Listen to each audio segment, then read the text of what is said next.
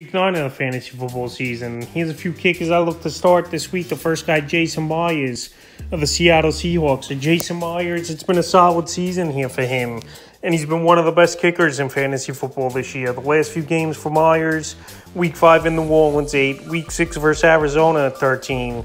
Week 7 at the Chargers, 16. And Week 8 versus the Giants, 11. So right here, once again, this ball game at Arizona, indoor game, which is also a plus, obviously, for kickers. And going back to Week 6, he had 13 points in that one. So right now, Myers pretty much each and every week is a double-digit fantasy kicker. And this week, he's a start. Once again, the next guy's Nick Folk of the New England Patriots. And Nick Folk last week had a game for the ages in fantasy football where he scored 21 fantasy points. So right now, this Patriot team not finishing a lot of drives in the end zone. And that's where Nick Folk's coming into play and finishing drives off. And I could see this same type of game script in this one with the Indianapolis Colts. Folk, once again, is one of the better kickers in fantasy football here. And it's just all about opportunity here for him. So the last few games, Week 5 versus Detroit, 18. Week 6 at Cleveland, 7.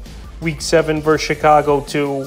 And Week 8 at the Jets, 21. So this week here versus Indianapolis, I think he could get anywhere from 8 to 12 fantasy points. And he's a kicker I would start this week. The next guy, Younghoe Koo of the Atlanta Falcons. So Younghoe Koo, a way better kicker at home than he is on the road, obviously. And that's just a fact with Younghoe Koo, where at home he puts up the fantasy points. In the last few games here for him, Week 6 versus San Francisco, 4 fantasy points. Week 7 in Cincinnati, 6.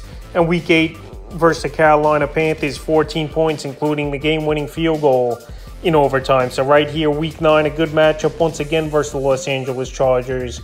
They give up the 4th most fantasy points to kickers on the season. So Younghoe Koo, he's going to get a few opportunities in this one. We know this offense stalls out also over there in Atlanta. So Koo this week here, I like him as a kicker that could put up fantasy points. And like I said, with a good matchup versus the Chargers, 4th most points, and him kicking it home once again, he's a start this week. The next kicker, Tyler Bass of the Buffalo Bills. So this Bill team here playing great football this season, 6-1. Now they got a matchup with the New York Jets. And I know it's not the greatest of stadiums to kick in MetLife with the heavy winds, but Tyler Bass is on a high-powered offense. He's going to put up the fantasy points. And this week here, I think this Bill offense explodes. And they're probably tired of hearing about the Jets, who started off 5-3 this season. So Tyler Bass is a great kicker. He's accurate. The points are going to be there, like I said.